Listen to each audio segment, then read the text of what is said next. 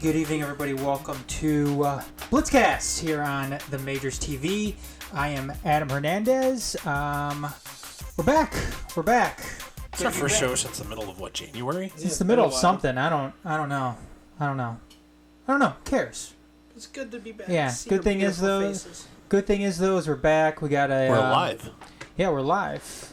Dorf's live here. and alive. Dorf's here. This actually, before we get going, this might actually be my last official time in studio. Yeah. I thought we weren't going to say that. Yeah, whatever. Geez. Background Good job bringing the moment down. Yeah, let's just say Dorf might be remote. Yeah. Forever.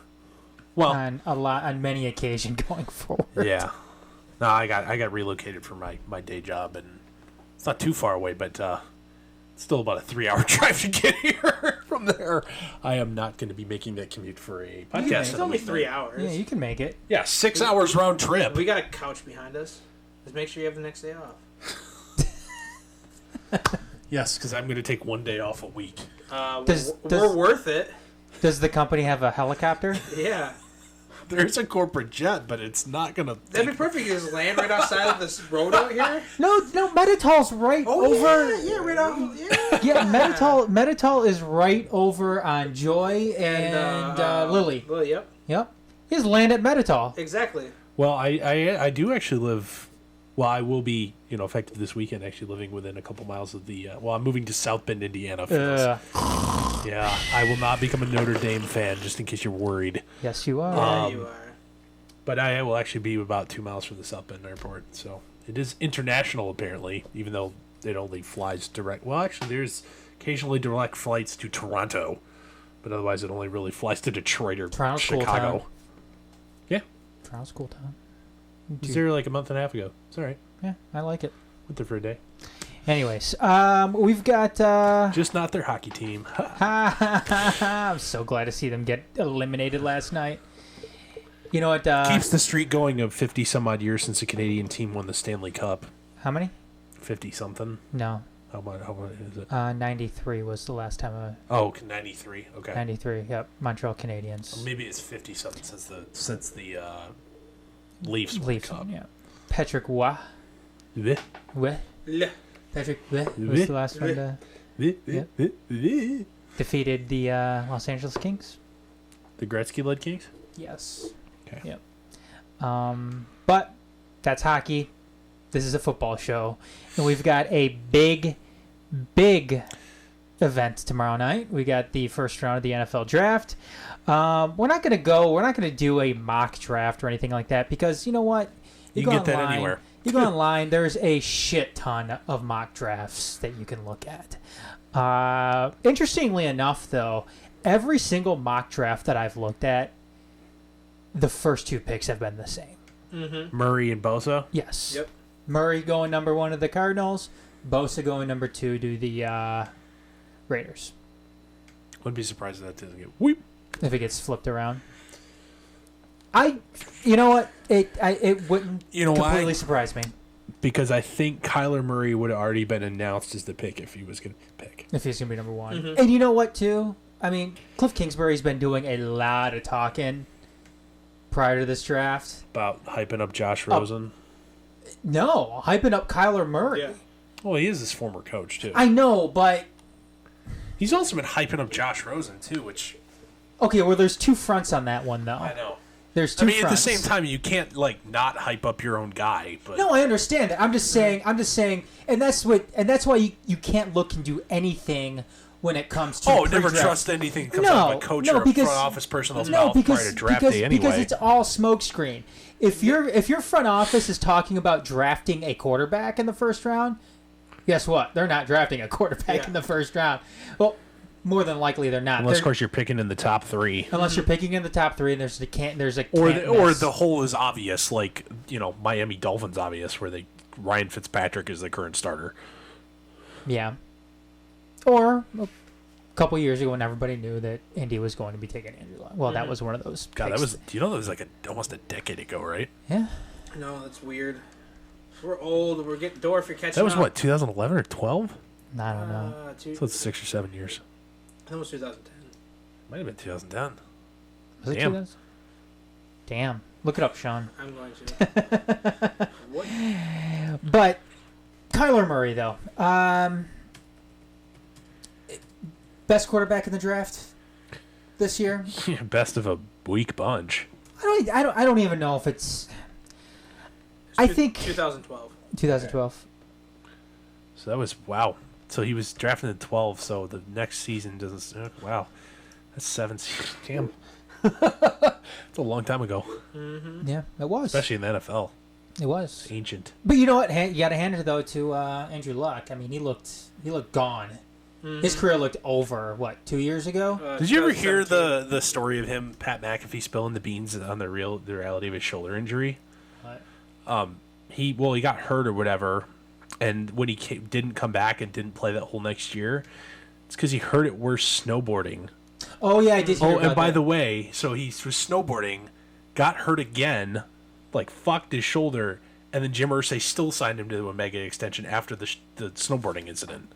Jim Irsay. He knew something. You know what though? Still, it worked out. You did work out. You can't. I mean, maybe Jim Irsay knew something that nobody else did. Not even Andrew Pat Luck. McAfee. Or Andrew Luck. Andrew Luck. I love Pat McAfee though. It's very entertaining. Very, very entertaining. I want to see him get more. Dude, Pat opportunity. Pat for Monday Night Football. Oh my God. I'd actually watch games again. You know what? That would be good. And we're gonna get to Kyler Murray here in a second, but think about it. I mean, Pat McAfee. I'm not talking a 2-man booth. With Pat as the number 2. I'm talking Pat as number 3.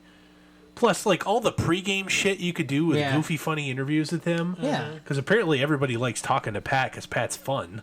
He's fun. You're not just gonna get He's a recent former player too. You're not gonna get like coach speak and cliche the cliche machine where you could do the interview on a cliche soundboard. Yeah.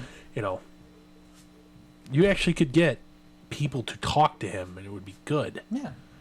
He's a fun guy too. I mean, he livens things up. I mean, he gets excited about punts for fucking Christ's sake. Yeah.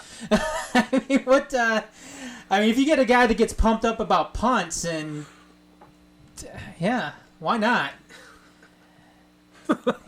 He did a good he did a good WrestleMania presentation too. Well, he's got like a 3 or 4 year deal with them. Mm-hmm. Yeah. He was talking about how he almost walked out though during WrestleMania because what's his face? God, why am I blanking? I'm not gonna know who this person is anyway. So. I'm gonna know who it is. The main announcer on Raw. What the fuck? Why can't I remember it? But anyways, he was trashing his wardrobe. He wore a tuxedo jacket and tuxedo shorts. Yeah. And they were. Oh yeah, I remember that. Yeah, they were ragging on him. They're like, "Oh, this is unprofessional." Blah blah blah blah blah blah. And fuck you, dude, man. Pat would wear a sleeveless hoodie every day if you let him. Michael Cole. Michael Cole. There we go. Yeah. But anyway, so Kyler Murray, thought to be the first QB that goes off the draft board. Gonna be a first-round draft pick. Mm-hmm. It certainly sounds like he's dead set on football. At this point, right now, it doesn't seem like there's any danger of him going and playing for the A's. Mm-hmm. Personally, I think that's dumb. Mm-hmm. I think he should be playing baseball. I know Deion Sanders came out, and I know a lot of what comes out of Deion Sanders' mouth may not be very something that you can fully depend on or want to take as gospel or anything like that. But as far as a two-sport athlete, Deion Sanders is going to be a guy that I'm going to listen to. Mm-hmm. And Deion Sanders flat out said, he should be playing baseball. Mm-hmm. Guaranteed contracts. You're not going to fuck yourself up, physically, later on down the road, mentally. I don't know why he's not playing baseball. But anyways, that's neither here nor there. He's going to play football, it sounds like. And he's probably going to be the number 1 pick. There's a very good chance he's going to be the number 1 pick. If he's not the number 1 pick, he's certainly probably going to go top 5. He ain't getting out of the top 5. Yeah, he's not getting out of the top 5. But thoughts on Kyler Murray, you guys? I mean, what are your initial thoughts on a guy who is a very, very good quarterback, had a very, very good college career. Very good college career. Dorf, we'll go ahead and start with you. Well, I want to kind of take it from this angle of what the changing definition of what a top quarterback prospect is in the NFL. Mm-hmm. In the last 20 years, there's only been one QB selected in the first round that was below 6 feet tall. Mm-hmm. Guess who it is?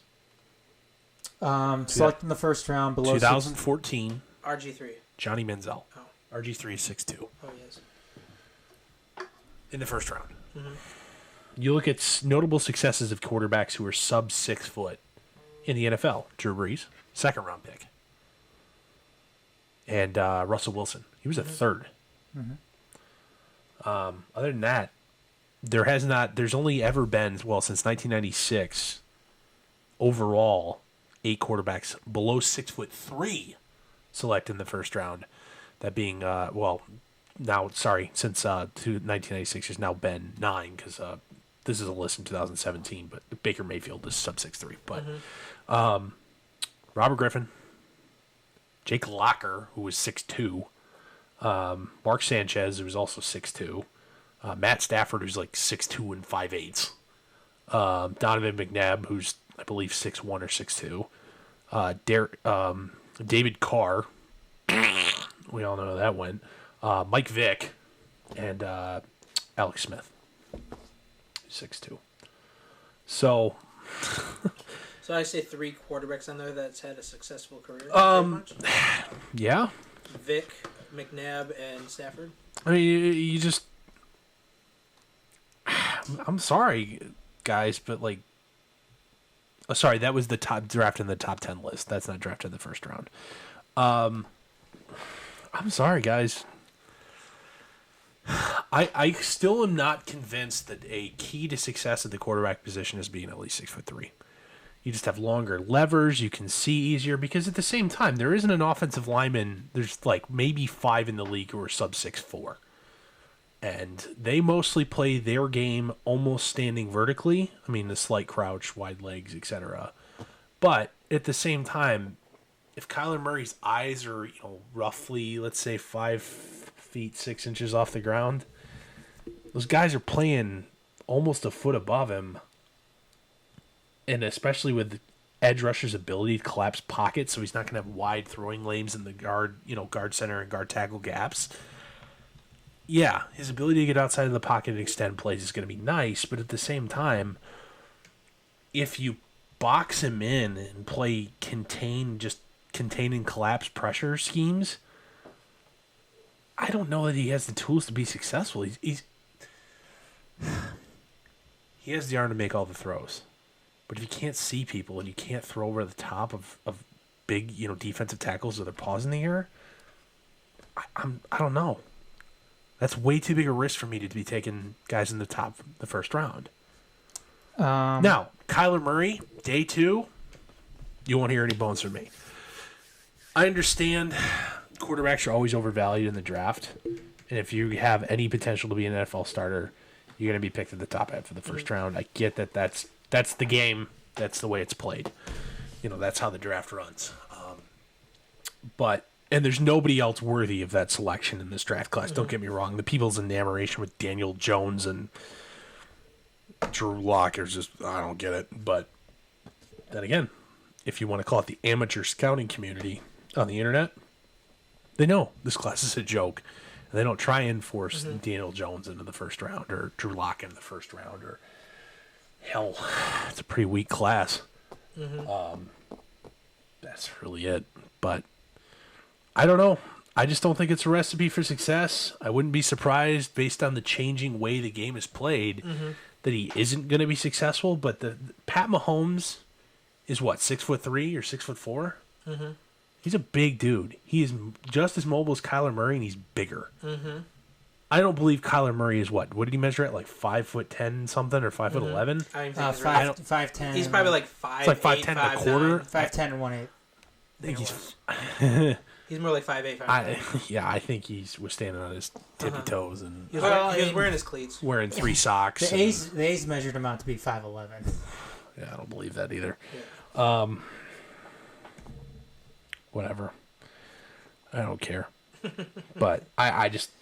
Thing is This class sucks. He's the best of it, but his ceiling to me is not a elite level guy. Like if you don't have a top 8, top 10 QB, honestly, you need to be in the QB market every year and be unafraid to take a guy in the first round. Or be aggressive on the trade and the free agent market. Like if you don't have an elite guy in today's NFL, I mean, you gotta be searching, and don't be afraid to. I forget who this was on Twitter, but I'm gonna steal a line from him I saw earlier today. That if you don't have one of those top elite guys that can win games by themselves, you need to be in the QB market every year, and don't be afraid to offend mediocre quarterbacks by not paying them or doing what they like. Here's the thing: the Redskins did to Kirk Cousins. They view him as a NFL starter, and they treated him like it. Like more teams should, with their middle of the road guys. So, I don't see it. I plus shredding defenses in the Big 12 honestly isn't hard to do. It's not that impressed. Sean, can I go next? Because Sure. I completely disagree with Dorf. Okay, go ahead. I think the height thing with NFL QBs is a complete myth. Okay. I think that in fact I know 538 did a and we'll post it actually in the YouTube. We'll post a link to it.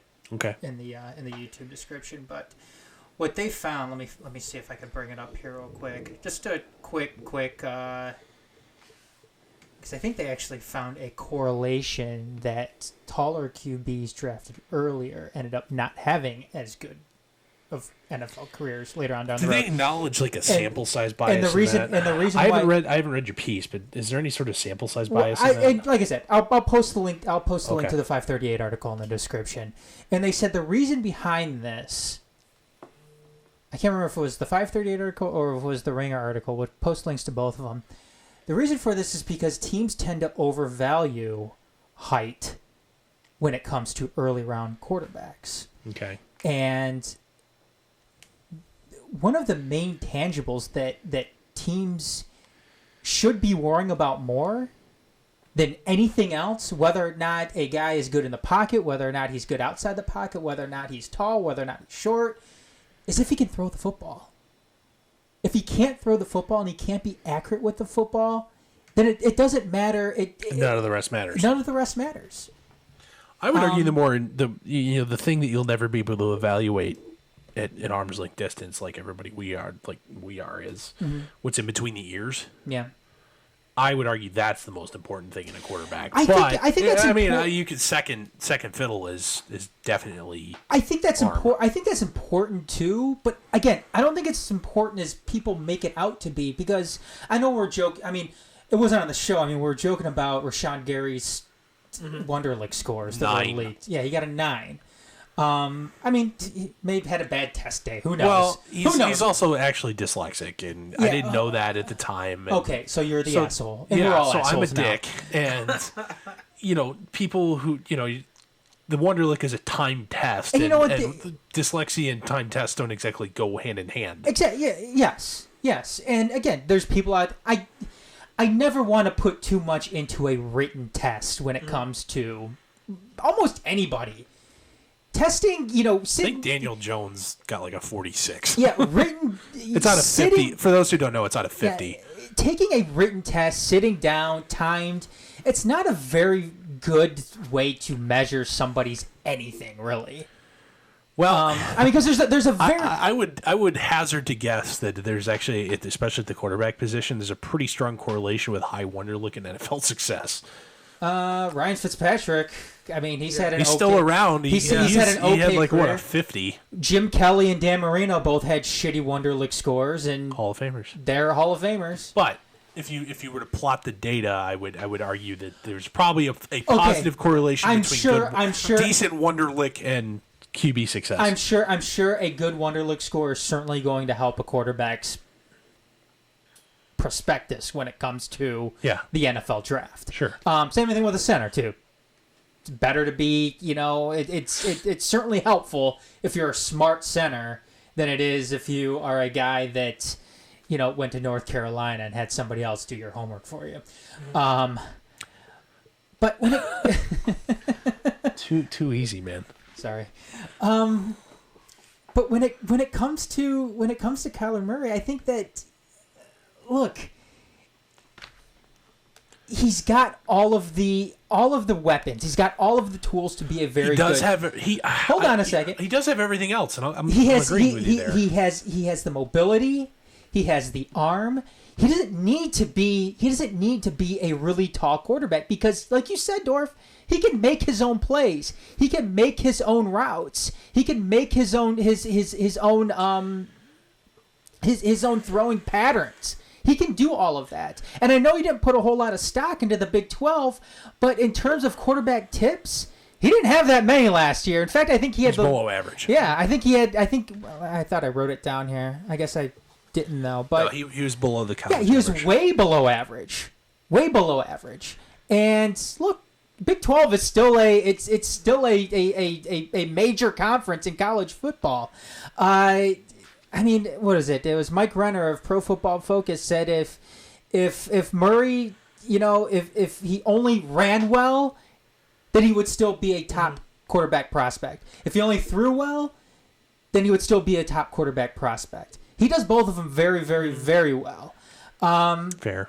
And I don't know. It just seems like teams put too, and this is what I'm looking at when it comes to the franchise QB from a draft standpoint, is that teams put too much into the tall, big. The measurements on the back of a card. Yes, the measurements of a quarterback. They put way too much into that. And you mentioned who'd you mention? You mentioned the two sub-6-foot QBs who've had any success in recent years. You mentioned them. You mentioned top picks. I mean, but when you look at it, I mean, Deshaun Watson is different. 6'2". It's different from Ben Roethlisberger. Ben Roethlisberger is different from Cam Newton. Different.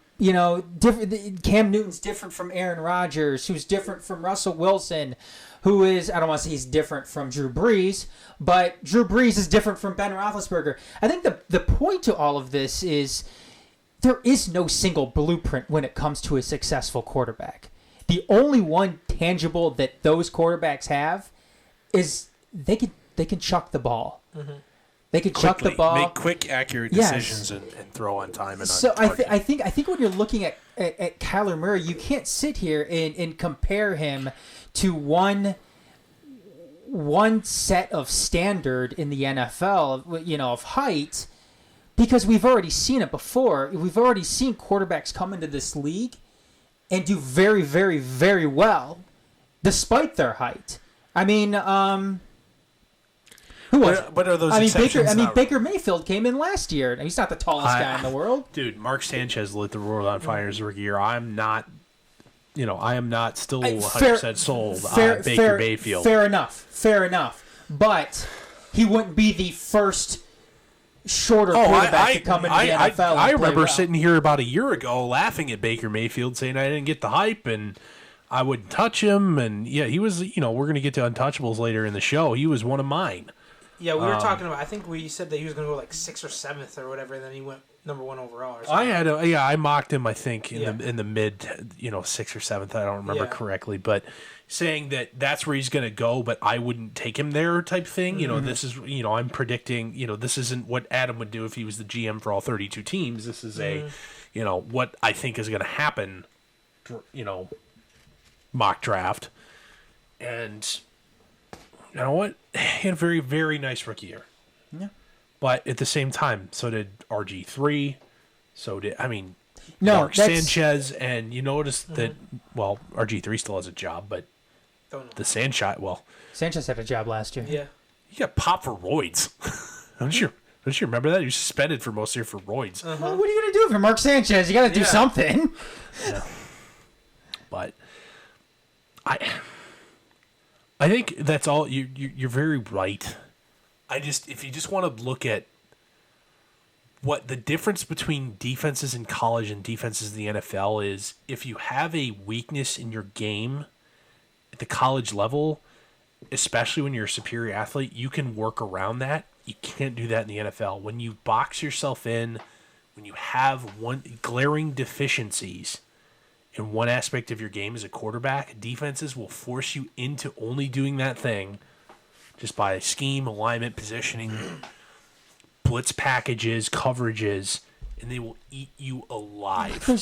I am skeptical about Murray's ability to adjust to that because of physical limitations. There's no perfect quarterback in the NFL. There is not. There's no that's something, and that's another thing. That's one thing that will separate. You can argue the closest thing to if you were, mad scientist in a lab trying to produce the perfect quarterback, Aaron Rodgers is probably the closest thing you could ever get to it, and maybe Pat Mahomes. The hybrid of those two, Aaron with a little more straight line foot speed is the perfect QB. Mahomes with a little bit better decision making. If Mahomes and Rodgers had a baby, then that would be the perfect quarterback. Yeah, I'd give it about 22 years in the. But when is medical sports science gonna end up doing that? Get clones and you can shit them out at fully developed ages. Yeah, you're gonna have like the Davises sit there and pay for that, or Jerry Jones. That's gonna be his next project. I don't want. Don't give Elon any ideas here. They're gonna take DNA from Pat Mahomes and Tom Brady and Aaron Rodgers, and that's gonna be the next. He's already a meme lord, and he made a flamethrower. Sorry, not a flamethrower for the lulz. So don't give him any evil ideas. But I don't for legal reasons, this is not a flamethrower. Dorf, I see what you're saying, and I just think that that's something else that's going to separate a good from a bad quarterback. A good college quarterback from somebody that's able to make that transition is, being able to overcome those deficiencies. Now, Kyler Murray has shown that he can do it, and I have every reason to believe that he's going to be able to do it at too. the college level. But that's all we can go off of. I mean, we don't know if he can do it at the pro level, and he may not be able to. But everything that we've seen so far says that he can, and I don't know. I just think that there's too much stock put in quarterback height in one set of measurements when it comes to a quarterback coming out of college that teams are totally missing the boat when it comes to just generalizing a quarterback and what makes them good and what doesn't make them good. And for the most part, I think that we're gonna go over this too here when we get to the untouchables. I think that teams are valuing height and not valuing arm strength and accuracy like they should. And like I said, I'll discuss that what I'm saying with that later on in the show. But yeah, there's still. I know I've neglected Dwayne Haskins, but the best pro comp I've seen for him that I think I agree with the most is Sam Bradford, and that's not good. No. A guy that I kind of like as a wild card, I would never dream of touching him in the first round. But if I need a guy that doesn't need to start tomorrow and I could take an early shot on, it would be Will Grier in round 2 from West Virginia. Or a late round guy is Brett Ripon from Boise State. Ripon, sorry. But I don't have any interest in Daniel Jones, Drew Lock. I'm sorry. Daniel Jones is poor man's Nick Foles. Look, if I'm sorry, I'm not interested in that. I'm not. But the thing is, though, I'm not necessarily saying the Cardinals should be taking Kyler Murray. They just drafted. They shouldn't. They just drafted the quarterback. If they can on draft day, as they're walking up to the podium, get somebody to come and drop their pants in front of them and say, "We will give you all the things to either not take Kyler Murray so we can, or we will give you all the things for Josh Rosen." I don't. At that point, either one of those is fine, but I don't get it. Yeah. I'm sorry. Even if you do a year-to-year comparison of the prospect, Josh Rosen last year was a better NFL prospect than Kyler Murray is this year. Sean, what were you gonna say? No, I'm you guys both make very valid points, but like what Dorford is saying right there, that's what I was gonna bring up. I just don't see the Cardinals drafting Kyler Murray because they have Josh Rosen, who, to be honest with me, is a better fit in their plays. I mean, they're like, their scheme. I believe, to be honest, I see Kyler Murray falling, like not like out of the top 10, but it's just he's not I don't think he's a perfect fit for Arizona. He has all the talent we've seen that could possibly do it, but they already got the quarterback that. Well, what's going for the Kyler Murray to go to Arizona is that his college coach is there, so his scheme's going to turn his into scheme is going to be there, so the learning curve will be shorter. You get a new coach, so you get an extra week of OTAs. The offensive line in Arizona is pathetic. Mm-hmm. Mobile QB, that's a plus. Get you winning faster. You have to invest less in a quality offensive line. I disagree with that strategy. That's what happens. Stop making the case for Arizona to take Kyler Murray. But at the same time, like if Josh Rosen was going to get moved and that was the thing, there's no way in hell both of those guys are Arizona Cardinals by the end of the day Thursday. By the end of the day tomorrow, there's no way in hell both those guys will still be. I mean, and that's one of the reasons why you haven't had a decision yet come out. Oh, and I would say that because if you did, then that's gonna greatly decrease the value of Josh Rosen. What you're gonna be able to because get then everybody has leverage, and I think that may be the only reason why they haven't announced the Murray pick yet. Yeah. Which usually happens. The guy that's going number 1 overall is usually, about this time or yesterday, possibly. Yeah. This being the day before the draft would be, it's the team would come out and announce we intend to take, prospect X is our number 1 overall selection. Sure. That hasn't happened yet, and I guarantee you're probably right. That has everything to do with they're probably negotiating with a couple teams for Josh Rosen, and they want to leverage that into the best deal that they possibly can.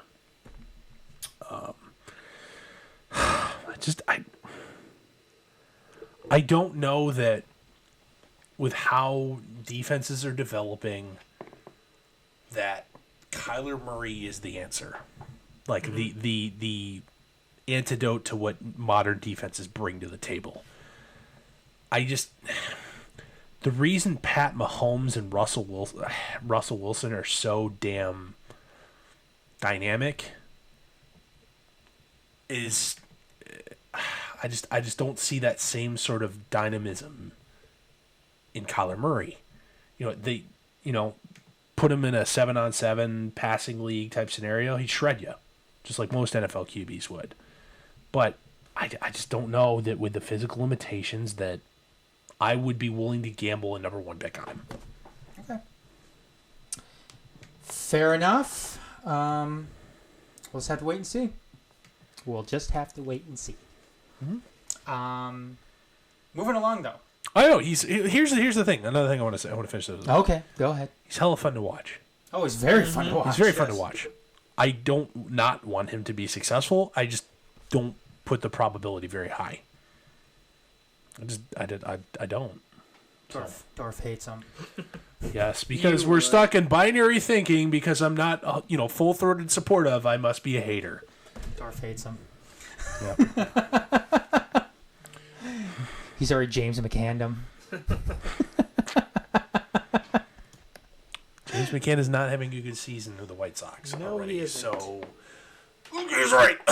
Excuse me. Did I say something? Anyway, am I leading this next segment here? Yes, take it away, Dorf. All right, we're doing goofy prop bets because those are fun. Sean's going to play Scribe. He's also going to write this down. All right, so prop bets that I found at a couple online betting sites. Not that I'm a betting person, and we are not encouraging you to gamble your hard-earned money. Gambling is bad. Wink, wink, wink. I'm not even going to wink. Gambling is always a bad investment because you're bad at it. Except that guy who's on Jeopardy. Yeah. Holy shit. Hey. Professional sports gambler. You know what? All-time leading winner in dollars. He's winning. I think he won again last night by $100,000. Hasn't that been the secret to success though in Jeopardy? Is just jump around the board? No. Jump around the board, then just. It has nothing to do. It's take all the high value questions first. to maximize the amount of money you can bet on daily doubles and just go all in on those. Well, no, that's what I'm saying. Is you still have to jump around the board to try to find the daily double, though. Yeah. Which is what he's doing. But, he's not really he's going big dollars first instead of starting from easy questions going to hard. Mm-hmm. And he's not going running down the category or whatever. He's going, I want $1,000 question, $1,000 question. Yeah, well, he's but he's been the most successful at it. Mm-hmm. Yeah. He never, and the other thing is, on Final Jeopardy, he never just bets enough to just hold on. He bets enough so he can't lose, but I can make a shit ton of more money. Mm-hmm. So, anywho. All right, prop bets. Go ahead. Number one. Color of suit Kyler Murray will wear. Okay. Color of suit. Do you have choices, or do you have to guess? I am going to give that to you. Okay. Current. Black at minus 350. Blue at plus 200. Gray at plus 250. White at plus 300. Red at plus 300. Or not wearing a suit at plus 1,000. Red. I'm going to go red, too. Oklahoma. Yeah, duh. Yeah. Cardinals. Wink, wink. It'll be red or white. I'm going to go with red, though. What were all the other ones? Black, blue, gray, white, red, or none. Biggest return... I'm saying black. ...is no suit. Lowest return is black, but black is lazy. And these guys, it turns into a runway fashion show. This isn't like the mid-2000s where it was bulky, ill-fitting suit that someone bought off the rack. These guys get, outfitted and get garment sponsors. Didn't Zeke Elliott wear bare midriff? Yeah. So, showing off them rock-hard flabs. No, kidding. Zeke Elliott's jacked. What do you got, Sean, here? We're both going red. I said black. Black? Okay. I think he's going to go to some old school. Highest odds, lowest return on your investment. All right. Let's go with something a little more serious here. Number of players who played at Alabama selected in the first round. The over-under on that is 2.5. What are you guys going to think here? So, Quinn Williams will go in the first round. Mm-hmm. Running back Josh Jacobs, depending on who you asked, will likely be in there as well. And I, for the life of me, can't think of anybody else that I would take in the first round there. That's probably why it is at 2.5.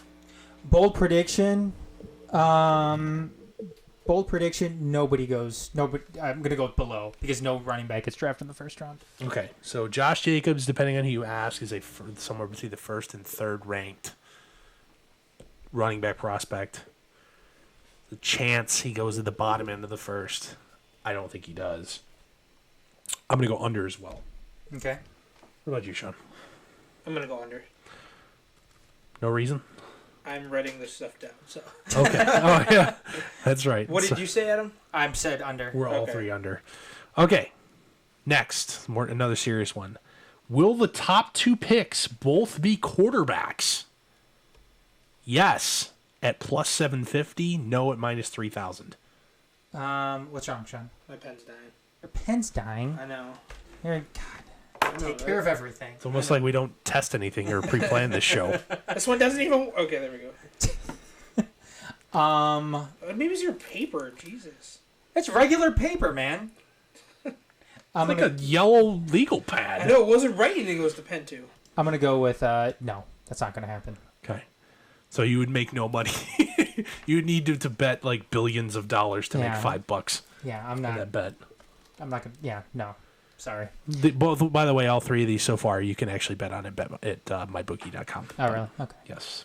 Are we trying to get sponsors or something? Just don't ask... don't ask Dave Portnoy. Dave Portnoy about that.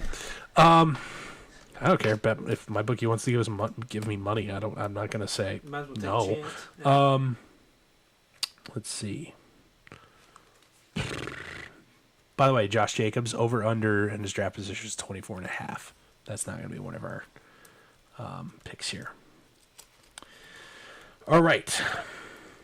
Let's do first running back off the board. Okay. Josh Jacobs of Alabama minus 750. Miles Sanders of Penn State plus 650. Damian Harris also of Alabama, another guy I took in the first round, plus 800. David Montgomery of Iowa State plus 1,000. Justice Hill, I forget where he played, plus 2,500. Darrell Henderson, I believe I forget where he was at, 2, plus 3,300. Devin Singletary, also forget where he was at, plus 4,000. Benny Snell, plus 5,000. He played at Kentucky. And Rodney Anderson, I forget where he played, 2, plus 5,000. Fuck it. I'm going to go with Montgomery. What's his name from? Montgomery is probably the best betting bet. I'm going to go with Montgomery. He is getting some first-round hype. You're not going to make any money picking Josh Jacobs. Is Montgomery, where's he from? Iowa State. Iowa State. At Iowa. I would never bet on this category, but running back from Penn State. What's his name again? Miles Sanders. Yeah, that's who I think. It is. Not very good. Could he hang in for a couple years in the NFL? Sure. Not going to be a top-end pick. Number of quarterbacks drafted in the first round. Over, under 3.5. Okay. Let me think about this here for a second. That would, you could argue based on like a consensus big board that would involve It's gonna be Murray, Haskins, Locke, and maybe Daniel Jones. Or Daniel Jones, maybe Drew Lock. What's the over-under again? 3.5. Fuck. That's hard. That's a tough one. Over is minus 500. Under is plus 300. I say under.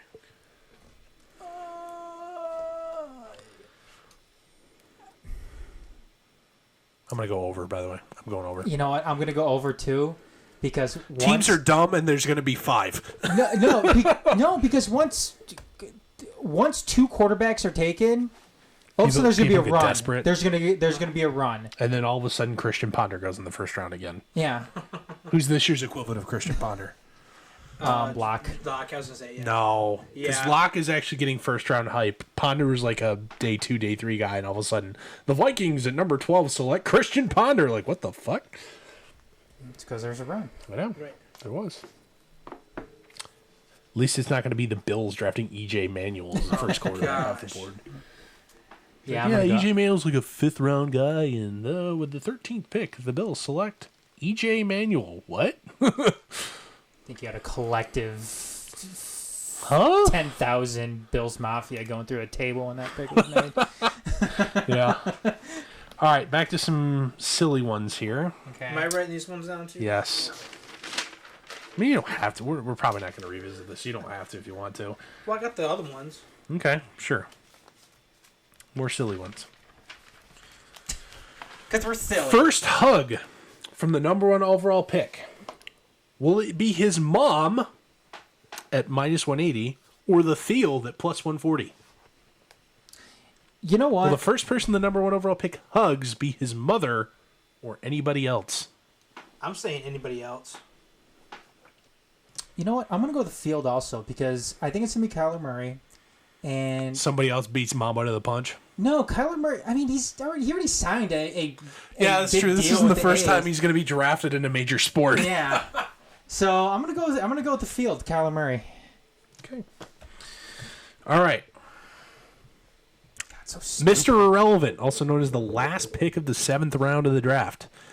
Will it be a offensive player or kicker at minus 110, or defensive player or punter at minus 110? God, this is such a just a. Oh, it's a random- bullshit crapshoot. Yeah, That's this why is the just- odds are even. Yeah, this is just a. I'm going defense punter. I'll go offense kicker just for the hell of it. Fuck it, why not? Offense kicker.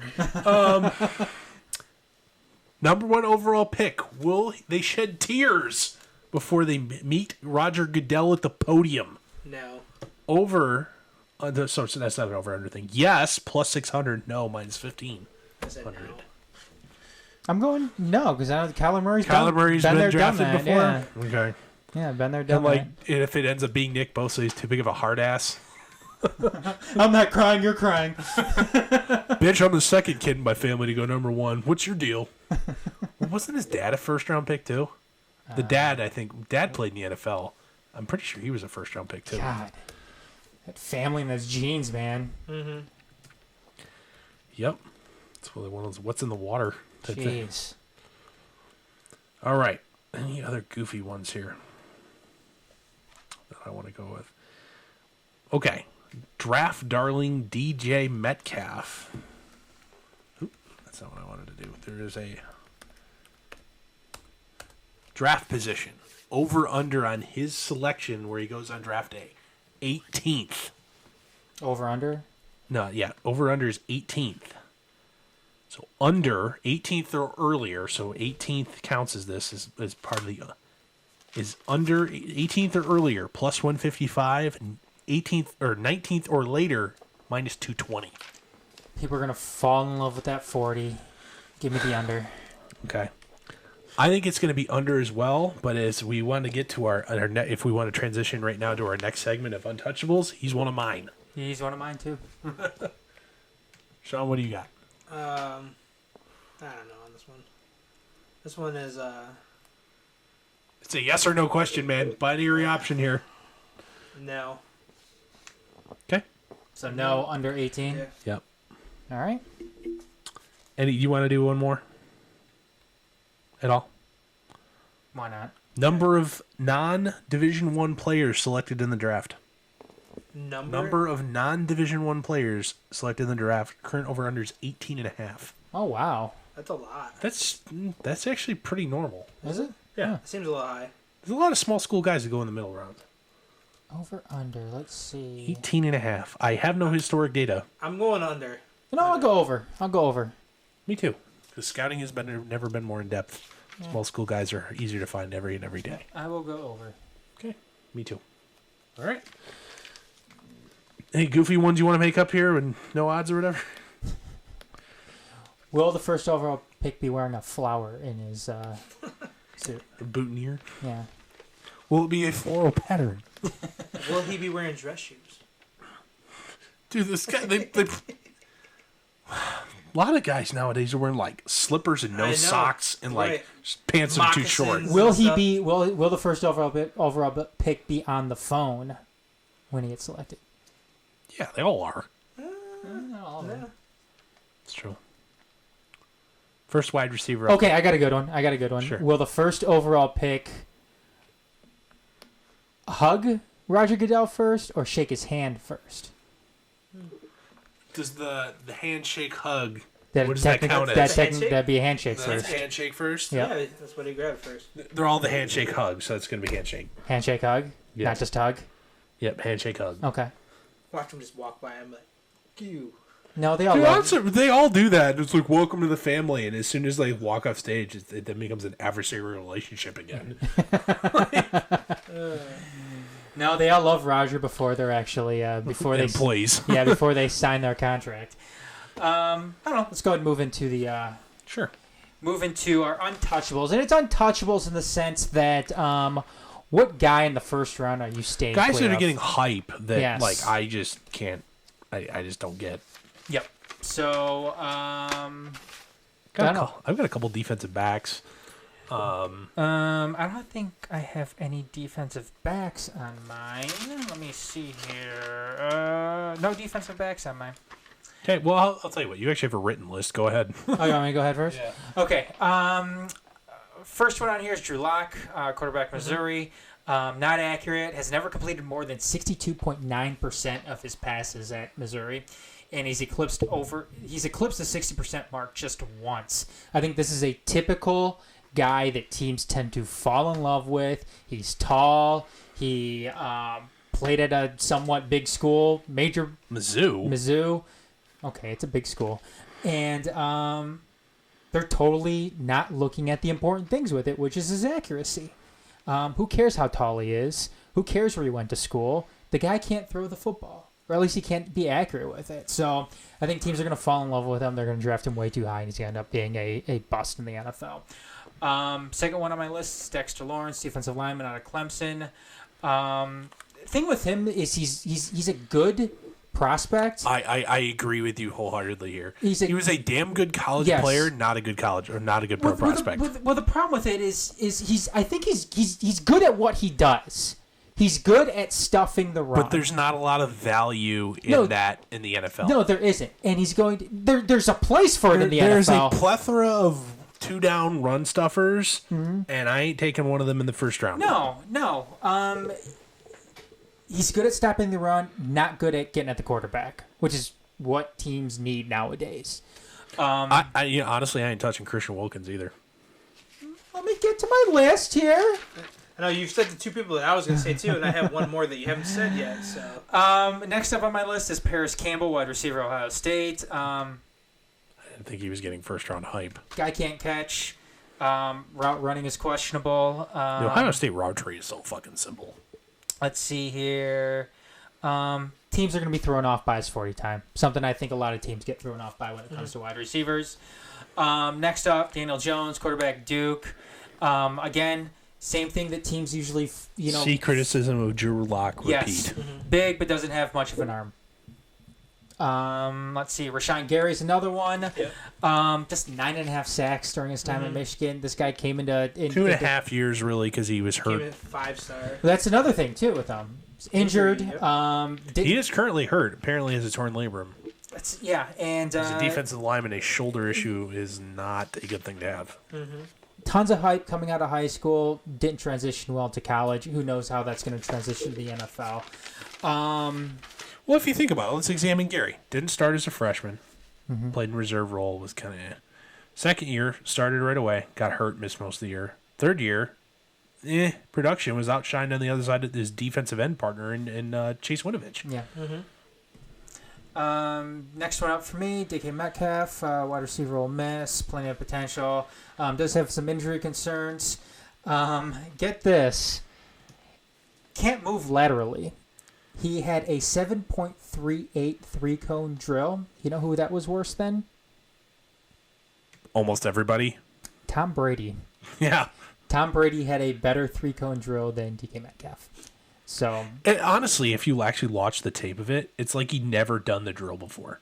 It's like, dude, you're practicing. Money is made, won and lost on combine drills. This is one of them. Why the fuck weren't you working on that?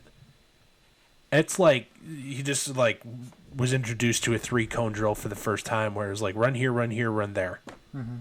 Like no strategies on how to do it because he was rotating his hips all the way instead of taking like the first stride sideways. It's like, dude, have you ever done this before? and maybe he hasn't. I mean, I really doubt he hadn't. If that's the case, whoever your advisor was and your agent and like the guy who was hired to train you and work you out in between end of the year and your draft, I'm sorry, that plus like pretty shitty college stats. He was the third option on his college team. On a pretty college team. Look, tons of potential though. Tons of potential. Just don't waste a high pick on him. Yeah, not interested. Thank you. That's all I have though. Okay. Sean, you got a list? He take them all? He took all. Like I had like 3 of them, and he took every single. One guy that I'm just not sold on is Noah Fant, the tight end from Iowa. Another guy with pretty production. Right. Very nice last year, but up to that was a non-factor. Right. Yeah. I don't have him like they're giving him a whole bunch of like first round. At the same time, okay. There's other tight ends out there I think are better than him. He was under George Kittle, who's turned out to be like fucking great. Was splitting time this year in catches and targets with T.J. Hawkinson, who's also a first round I think guy. Hawkins is way better. But then Really? I see another tight end that's out there that I think is better is Irv Smith Jr. out of Alabama. Ooh. I don't like drafting 6'1" tight ends. I'm sorry. I would like. I think he's more versatile and like he's more of like a tight end receiver kind of Smith Jr. But just Fant is just I don't know. I just don't think I think he's kind of overrated. I think he's maybe top second round. But He's too good of an athlete, man. Yeah, I don't know. Too good of an athlete. You got anybody else? No. Okay. Mine. Mostly defensive focused here. Dexter Lawrence, Christian Wilkins. Not interested in the first round. Will those guys play in the NFL and probably have decently long above average careers? Probably. To go with them, I'm not interested in Clive and Farrell. Just measurables. Injury history. There are guys that I like more that play the same role. 3 specifically. Josh Allen from Kentucky. Very good. Brian Burns from Florida State. Another good guy. Montez Sweat from Mississippi State. If you believe the story about Sweat's heart and he's got questionable lateral mobility, even though he's a combine warrior, his combine measurables say he should have great lateral abilities, just the tape doesn't back that up. Josh Allen is just like a beast. Yes. I just think he's raw, and like Brian Burns, like holy shit, like this dude's athletic. If you put like 15 more pounds on this dude, I don't think he makes it outside the top 3. But Brian Burns is anywhere from like 5th to like not in the first round, depending on who you ask. Just crazy to me. So I guess it's a good year to need a pass rusher. Yeah. So they'd be valued. Next, Greedy Williams, corner from LSU. Watch the tape. It's unimpressive. It is really, really unimpressive. I get that he looks good in shorts, but like I just don't get it. Potential to be, he has the physical potential to be a good player. I just don't see it. Also, Byron Murphy of Washington, small and slow. Next, DeAndre Baker of Georgia, also small and slow. Next, and I also don't, I don't like any of these running backs in this year's draft either. Is higher than mid-second round choices. This is by far a defensive draft. It's been that way forever. The depth of offensive players is growing faster than the depth of defensive players, which means you can get a similar value or player in the later rounds, which means you're not seeing guys taken early like they used to, specifically at the wide receiver position. Because like in years past, Keneal Harry, Metcalf, and I mean, hell, look at all the other wide receivers that are in this draft. These guys will all be top 15 picks. Yeah. It's not anymore because there's so much more value in today's game about being quick in small spaces than quick in deep straight lines. Mm-hmm. There's more value to an NFL team to be Julian Edelman than Randy Moss at the end of his career, who was just, run vertical and people forget about you and catch ball for touchdown. Or, Deshaun Jackson earlier in his career. Mm-hmm. There's a lot less value to that guy now. Like, you realize a guy like Danny Amendola is at 34 or 35 years old and still has a job in the NFL. I bet you the dude doesn't run a 4.8 40, but he's very quick in small spaces and catches the fucking ball and moves the chains. And there's a lot of value in that. That's why a guy like, I believe, what's the guy from Oklahoma? It's not Marquise Brown. Sorry, I was about to say Sterling Brown. He's a shooting guard for the Bucks. I was going to say, it's like, wrong but I knew that was wrong, but Marquise Brown, despite the fact he's a $160 soaking wet, has the potential to be that explosive in short space chain mover if he can survive being decapitated by a linebacker who's got 100 pounds on him. That he's the kind of guy that could, that I think has more value in today's game because you can also go vertical with him on double moves because he's faster than shit. So, anywho, that's my list. All right. Awesome. Besides the ones you already said. Sorry. Yeah. Hey, I mean, there's What's green minds think alike. you said it. To finish things out, though, we're going to go ahead and indulge ourselves into a little local draft hype, news, outlook, whatever it is you want to call it. And we all are Lions fans here, so let's go ahead and take a look at the local team here. How do you want to do this, Dork? Do you want us to go through and needs, who we want them to take? What are we looking at doing? There are no sacred cows for the Lions. No, there isn't. There really isn't. Truly, Best case scenario, they trade out of the pick. They trade down. Oh, absolutely. But let's not play that hypothetical. My wet dream is Brian Burns. I understand some people don't like that, but at the same time, he's everything that you hoped Ziggy Ansah could have been, as a sometimes stand up end, sometimes hand in the dirt. He is so fucking fast for a large man. And I really, really, speed kills, and that the ability to be versatile with that sort of foot speed in a multiple scheme where you can play defense of the week. I hate that term, but you can be whatever you need to be for that week. That sort of versatility of that size makes me salivate. And I'd really, really be interested to pairing him with Trey Flowers. I would be very, very satisfied by them drafting Brian Burns. Obviously, there's... I mean, imagine this defensive line. You've got Trey Flowers, Brian Burns, Snacks, and when you need a fourth run stuffer, Ashawn Robinson. I mean, Good to me. It looks good, and that's why I ultimately think that they go defensive line with this, because I don't need another tackle. I don't need to play three defensive, 300-pound guys. No, you don't. And Trey Flowers is a guy I can leave at a 5 technique and get away with it if I need to. And this is not the makeup of the NFL anymore. Yeah. I mean, the makeup of the NFL. If I'm going to spend most of my time in like a 4-2-5 or a, depending on what you classify that stand up N as, a 3-4, 4-2-5, whatever you want to call, 3-3, depending on what you want to call it.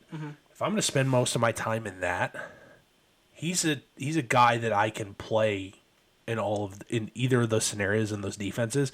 Hell, I wouldn't be upset at Montez Sweat either. That's who I would be upset at Clyde Farrell at that pick. I mean, with the Lions, like I said, I'll be very, very satisfied with Brian Burns. I mean, the only thing that people are talking about. I wouldn't be upset about Josh Allen either. No, I don't think Josh Allen's going to fall to him, though. I think Josh Allen's going to get taken. He's going to make it past like 5th? I think he gets taken top 5. Okay. Yeah. But with that said, though, I mean, Brian Burns, what are people talking about? His size? Maybe He's not a little light. Maybe not transitioning all that well to the NFL. He played at Florida State like 2 years ago at 235. Yeah. So, I mean, who knows? I don't even think defensive line is their biggest need. I think their biggest need is at cornerback and safety, but nothing's going to be worth taking in the first round when it comes to either one of those trade positions. back into the 20s and take a safety or corner. Hey, fine by do me. it. That's what I wish they would do. If but I don't hold want the pick at 8. I'd like to take one of those edge rushers. I don't want to play that hypothetical though, because this is their pick. They're picking at 8. Every team in the NFL draft typically wants to fall back just so they can accumulate more picks. Picks. And when it comes to the Lions, I mean, they have a shit ton of needs. Like I said, they have quarterback, they have safety, they have linebacker, they have they need offensive linemen, they need wide receivers, they need, they could use a tight end, they could use they could use one more piece on their defensive line. I mean, not short term, but long term need at running back in some sense. If this is still going to be a 2 running back league. But realistically speaking, they do need a quarterback. They do need a safety, but I don't think that gets taken day one, just because there's not going to be anybody there. Round. Yeah, I think they go defensive line / linebacker if they go with Brian Burns.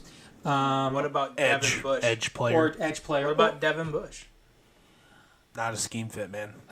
I'm sorry. Don't like sub 6 foot linebackers. I mean, if he's the best of the Michigan players. I'm just throwing that out right now. Honestly, if you want to take the hype out of it, the best prospect for Michigan this year is David Long at corner. But, you can't take him at 8. I know you can't take him at 8, but like David Long should be at worst top of the second round. Okay. But I don't know why he doesn't get, the hype he deserves. His tape is fantastic. His measurables are great. He had a good combine. Like, why the fuck is David Long not better or more highly considered?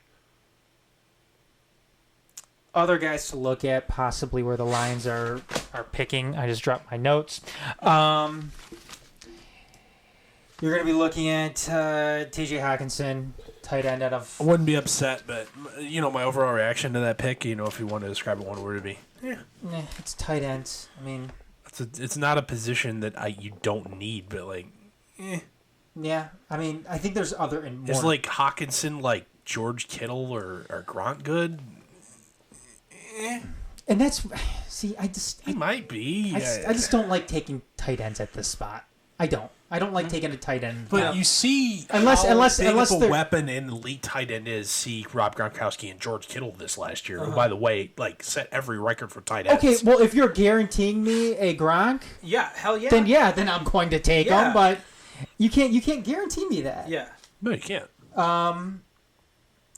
Yeah, I mean Christian Wilkins. I mean, I don't want him to. He ain't going to 8. No, I mean, but again, guys that could be there that the Lions may be taking second looks at.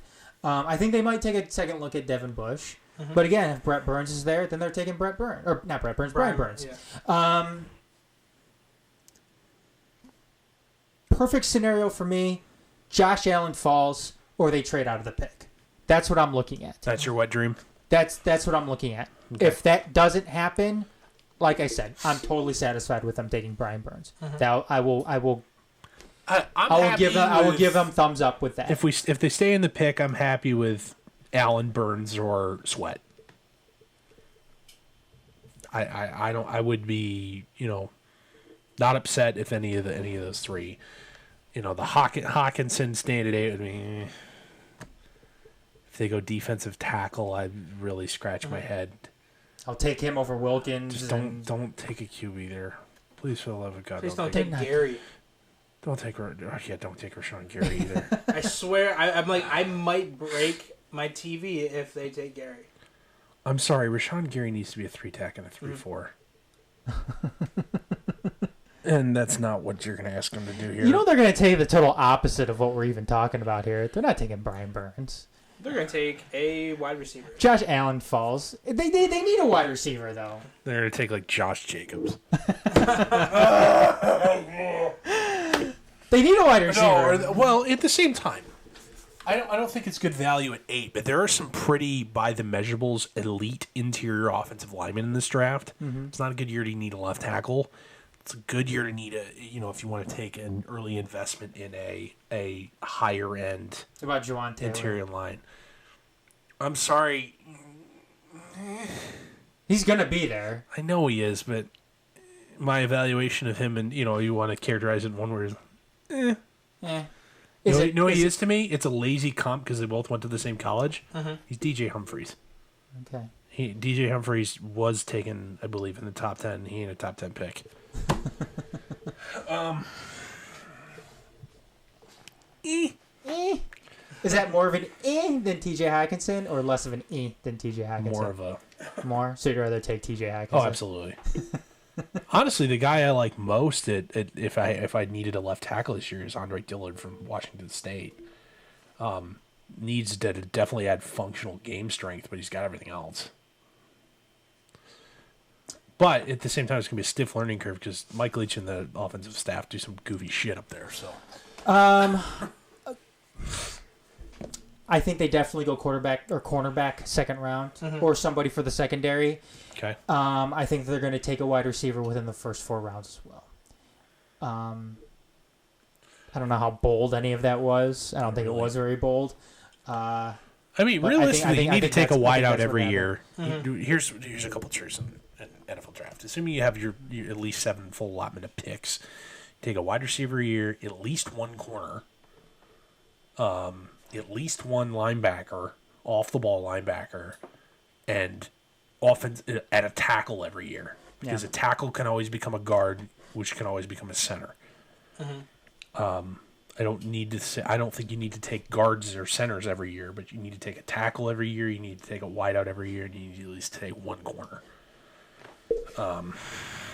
What you do with the rest of them is, whatever. Because you can find functional stopgap defensive tackles aplenty on the free agent market. You're not going to find game changers there. And I would argue you should take some sort of rusher in the top 4 rounds. Some sort of on-the-ball edge rusher every year. Yeah. In the top 4 rounds, too. All right. Cool. Any final thoughts, you guys? I do. Go ahead. 2 shocking moves that will happen in the top 5 I'm projecting. Sure. Kyle Murray drops down to number 4 to Oakland. And isn't Oakland picking at 2? I think Oakland's picking at 2. No, San Francisco is picking at 2. Oh, yeah, that's right. San that's Francisco right. is picking at 2. Yeah, and then... Whatever, cross the bay. Yeah, and then, because, see, that all fits into a plan that Kyle Murray falls down to Oakland and plays for the A's and the Raiders till 2020. Conspiracy. Bomb. And then another thing that I've been looking at, too, I can think that Washington will trade up with the Jets to get Haskins. Because they need a quarterback. Washington will trade up with the Jets to draft. Pick number 3 to pick Haskins. I can see that happen because they have Keenum and McCoy as their quarterback. Huh. That is right. That's my projections for the draft. Okay. 2 shocking moves at the beginning. And Bosa will go number 1. God, I have a feeling though Oakland's going to try to get up there though, up there closer to try to get themselves. Mm-hmm. Well, Oakland's drafting if 4. Oakland's drafting 4th, they need you could argue they need a quarterback, and I would agree. I would come down on the side. Groom doesn't like Carr either. He does you not. can tell. He does not like Carr. Cardinals, I don't think they need a QB, but they think they need a QB apparently. San Francisco's got Jimmy GQ. Darnold's is only a second-year guy that had a decent rookie year, and then the Raiders. See, I don't think they need to trade up to. Like I said, I believe that Bosa will go to the Cardinals. San Francisco will pick Quinn Williams, and then Haskins go number 3, and then Murray go number 4. Really? Mm-hmm. Wait, that would be Bosa. You bold. said Bosa's going number 1. Yeah. Bosa's going number 1. Who's going number 2? Williams. Quinn Williams. Yep. 3 is Jets. Jets, but Washington will trade with them somehow. Something like that will happen. That's what I believe because they need a quarterback more than anything, and I believe that they feel better with Well, they have Alex Smith too. Alex Smith done. You don't think the Lego's ever going to come back? not. Time he comes back, he's going to be like 36, 37. He's not going to be ready for the start of the Yeah. season. I mean, they were talking Well, about. that's why they got Keenum though. Yeah, Yeah. Keenum's useless. Well, remember they've committed to Alex Smith for another couple of years too financially. Well, I mean, was Alex Smith any worse off No. than Case Keenum though? No. Before he got hurt. No, he's better than Case Keenum before he got hurt. I know, but how much better though? I mean, those. I would say a tier better if you want to. It's not much. Remember the 6-tier system that we discussed you previously about you know what quarterbacks? I though? think You he's know a what tier though? better than You know Keenum. what though? Those types of quarterbacks though, I mean, things can change on a dime with them. Mm-hmm. And both Keenum I mean, look and what Smith are at the end of their careers. look too. look what Keenum did in Minnesota. I mean, look what Alex Smith did when he was with the Chiefs at the end of his time there. I mean, guys like that, they can change. I mean, how Ryan Fitzpatrick had a good first few weeks With the Buccaneers. with And the then Bucs. started throwing interceptions left and right. Yeah, I mean things change very very quick with those guys, and I mean I don't think Will the that Broncos take a QB this year in the first round? I bet Because they they just get traded Lock. for Flacco. I bet they have. Well, they need to take a quarterback at some point. I bet they draft Drew Lock first round. Really? I don't know. They have John Elway. John Elway A team is, that I think might be desperate enough to trade up would be the Dolphins. They need QB bad. yeah. Now, they could sit and wait and just take Luck, Jones, Haskins, not Luck, Lock, Haskins, Jones, whoever falls to him at 13. But, I don't know. Anything else, you guess? No. Got you thinking, Dorf. I got you thinking. Got my noggin jogging. Anyways, that's gonna do it this week for Blitzcast. I believe we may be on next week to kind of recap things with what happened tomorrow and over the weekend with rounds 1 through 7. But in the meantime, make sure you follow us on Twitter at TMSNX tomorrow as we kind of go through the draft in the first round and everything. Stay tuned to our website as well, themajors.net or themajorsports.com for updates and whatnot when it comes to tomorrow night and all throughout the weekend. Anyways, that'll do it. So for Dorf, Sean, I am Adam. For Blitzcast and the Majors TV, we'll see you later.